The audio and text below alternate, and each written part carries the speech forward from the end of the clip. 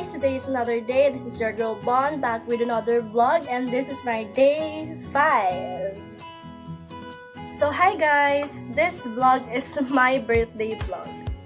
So birthday ko yesterday, which is November 22, and ngayon lang kami kapag-celebrate, which is a day after my birthday, November 23. Today is November 23, and I feel so blessed, overwhelmed, and loved by my family.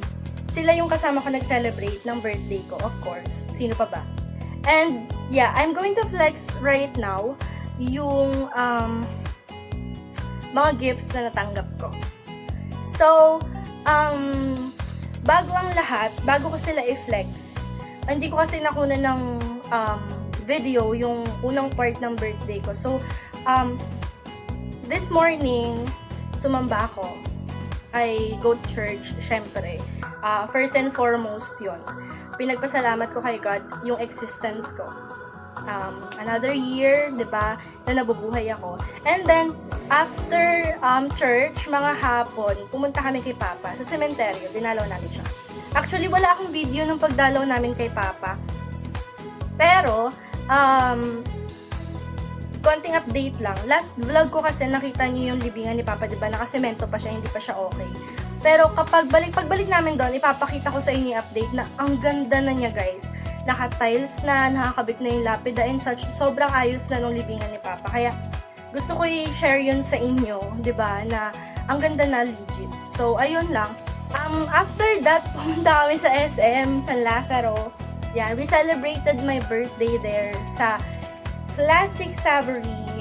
Yan, kumain kami dyan.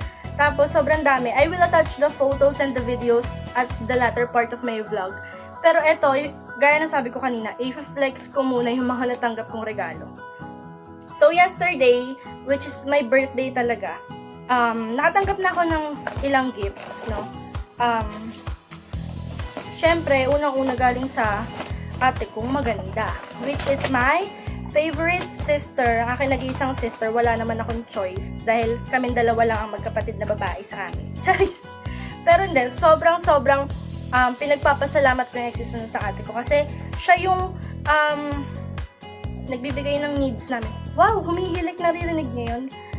Kasama ko kasi ngayon ang aming doggy!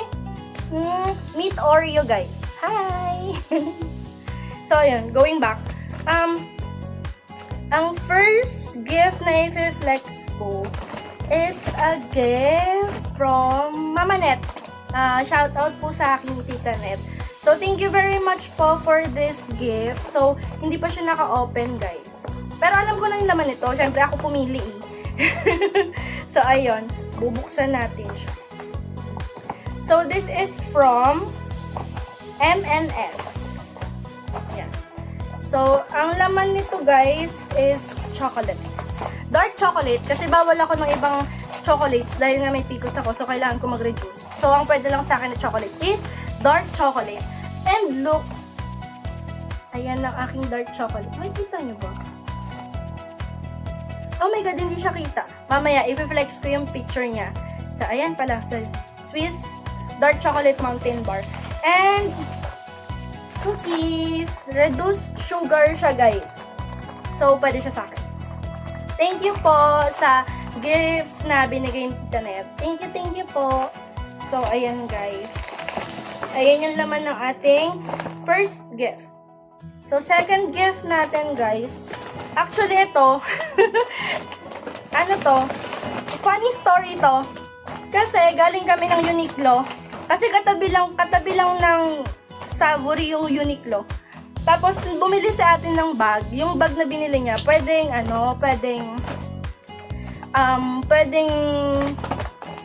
ilagay yung dog doon sa loob. Para siyang shoulder bag na. Basta yun, hindi lang pwedeng gamit yung ilagay. Pwede rin yung dogs. Tapos, sobrang lambot lang din ang tela niya.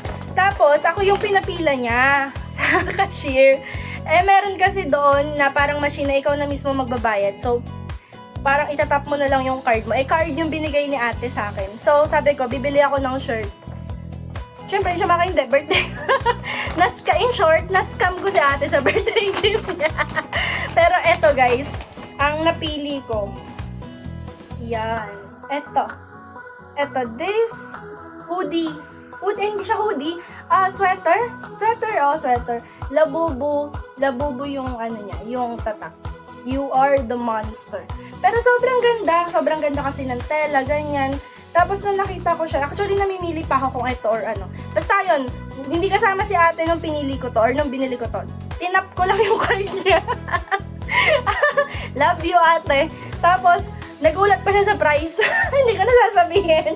Pero ayun, thank you. Love you, te. Masasuot ko to kapag nag-Baguio trip kami sa December. Yan, may plano na kami sa December na mag-Baguio.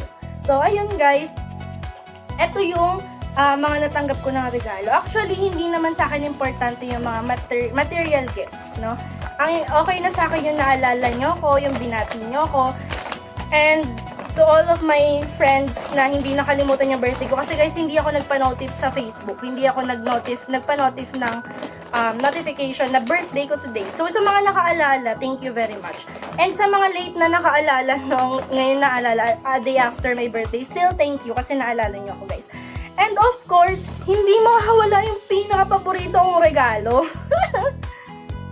So, ano guys, tatlo yung natanggap kong regalo. Diba? Itong sweater, chocolates, and then, meron akong regalo na hindi ko makakalimutan. Saan na ba yun? Wait lang guys. Ayan, hi guys, I'm back. So, ayun guys, as I said, ito yung last gift na sobrang na-appreciate ko. Ano ba? Ito yung nagulat na lang ako, yung sobrang ganda yung gising mo. Kasi guys, nung birthday ko, which is kahapon, diba? Nag-celebrate kami today. So, kahapon, pagising ko, ang sobrang ganda ng bumungad sa akin, guys. Ang pinaka-favorite gift ko, eto. Makikita nyo ba? Hindi nyo makikita! Oh my God! So, ayun. This is still from my ate. Grabe, sobrang spoiled namin sa ate ko. Kapag talaga may kailangan kami or may gusto kami, tapos deserve naman namin, alam na ate ko na deserve naman namin, binibigay niya. That is why I am so thankful, guys, sa ate ko. Shoutout sa ate ko, napakaganda mo. Kasi guys, binigyan ako ni ate ng pera sa GCash. Hindi ko na sasabihin kung magkano. Basta binigyan niya ako ng pera sa GCash. Biruin mo yun, pagising mo, oh my God, may nag-send sa'yo ng pera sa GCash. Sabi pa na ate ko, ang bati niya sa akin, happy birthday, bili ka ng pandayat mo. So, ayun guys, bawas na siya. Pinamili ko na sa Shopee yung iba, tsaka sa TikTok. Pero mostly yung mga binili ko, syempre yung mga kailangan ko. Lalo na guys, kasi, napansin nyo, pag nag-upload ako ng vlog, hindi siya araw-araw. So, may times na sobrang drain ako na wala ako sa mood mag-video. Kasi guys, kakapa-check up ko lang din sa OB ko, last week. Actually, simula October last week ng October or first week ng November, pabalik-balik na ako sa OB. Kasi, nagpa-check ako ng ovary ko. And, ayun, confirmed na may PCOS ako. And, kailangan kong mag-diet, mag-dieta, magbawas. And I even got a prescription from my doctor. So, proof, hindi ako nagbibiro. May PCOS ako, guys. So, ayun, kaya kung mapapansin nyo, diba, pag nakita nyo ako personally, hindi naman sobrang taba. Actually, nung last na nagpa-timbang ako is nasa 67 kilogram na ako. And sobrang obese na yun kasi ang height ko lang is 4'11", guys. Imagine. Tapos, sasabihan nyo lang na mataba. So, ayun guys. So, kailangan ko na alagaan yung sarili ko starting from now. And sabi nga ng doktor ko, kailangan ko simulan yun within myself. And I need self-determination and self-discipline for me to be able to, take care of myself. So, ayun guys. Actually, pahabol pa pala, hindi ko na sama. Niregaluhan din pala ako ng nanay ko. Pero yung niregalo ng mama ko is, social ng nanay ko, guys. Ang niregalo niya sa akin ay pera. Wala na, hindi ko na alam saan ko nalapag. Ayun, basta andito siya. Ayun, niregalo niya sa akin ay money, 500 pesos. Thank you, ma. Love you. Ayun. So, guys, eto lang ang masasabi ko talaga. So, sobrang feel ko na loved ako and I feel so overwhelmed So hi guys! Before I wrap up this video with the pictures and videos na nangyari ngayong araw, just a simple phrase na gusto kong i-share sa inyo. 'Di ba? Na sabi ko kanina, 'di ba, I was expressing myself na I am so damn blessed. I am. Really. Like, period. Blessed ako, first of all, sa family ko. Second, blessed ako kasi nagkaroon na naman ng panibagong year na nadagdag sa buhay ko. Na sana maraming birthday pa yung maranasan ko together with my family. Third, buhay at malalakas pa yung mga mahalaga sa akin. Diba? Yung mga important people sa buhay ko, gaya ni mama, ng ate ko, yung mga tita ko, yung mga pinsan ko, yung mga nakakasama ko, yung mga kaibigan ko, lahat healthy pa and buhay na buhay pa nakakasama ko. And as I always mention sa mga past videos ko guys, when it comes to family, wag nyo na hintayin na may mawala bago nyo ma-appreciate yung presence nila. Habang buhay pa sila, spend time with them guys. So, yesterday, my birthday was so dull, na parang normal day lang. Pero ngayon, sobrang bawi. Sobrang bawi guys. I feel so overwhelmed, loved, and also blessed. A lot blessed guys. Itong mga bagay na meron ako, hindi ko to hiniling, pero binigay sa akin. And of course, hindi ako magmamalines. Mayroong mga times na nakakalimutan ko din naman talaga. Like, I missed going to church. May mga times na hindi ako nakakapanalangin kasi, alam mo yon, may mga times na nakakalimutan mo, pero hindi ka doon kasi magpo-focus sa lacking mismo eh. Doon ka magpo-focus sa bawi. So, when you feel like you lack something, especially with God, bumawi ka. So, I am very grateful sa mga family members ko na lagi nagpapaalala sa akin kapag hindi ko na naaalalang manalangin or sumamba. Oy, sumamba ka, pag samba ganito, ganyan, or manalangin ka, ganyan, pray always. Lagi ko yung sinasabi, even at the latter part of my vlog. Kasi guys, sobrang effective niya. Prayer is the answer to all of your problems. Like, sobrang laking nagagawa ng prayer. Sobrang laki ng impact niya. Na-experience ko na yan, guys. And, before I cut this video and proceed to the pictures and videos of my birthday celebration, I just wanted to express my full gratitude towards my family. Especially sa ate ko.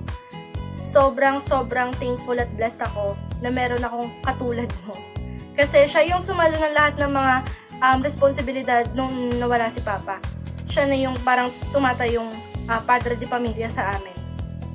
And of course, kapag may mga needs kami, kapag may mga kailangan kami, may mga bagay na alam niyang deserve namin, binibigay niya. And sobrang blessed kami kasi ikaw yung ate namin. And especially sa mama ko, na still going strong. I know ang dami nang nararamdaman. Pero, nandiyan pa rin siya para asikasuhin kami, alagaan kami, pakainin kami. Diba? Minsan siya pa yung nagpapaalala na, ay, baba na kayo, kumain na kayo, may ulam na dito. Diba? Yung mga ganong simple reminders, sobrang mafe-feel mo na agad na special ka. Kasi meron ka pang tao na nagpapaalala sa'yo ng mga bagay na nakakalimutan mo nang gawin.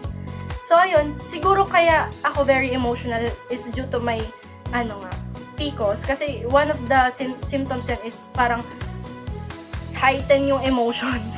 Lalo na, sabi ko nga sa inyo, hindi maganda yung naging epekto sa akin ng PCOS, lalo na mentally. I always felt down. Pero andyan lagi yung family members ko, especially my ate. My ate talaga. Siya yung savior ko. Siya yung parang pinaka role model ko. Actually, ever since naman.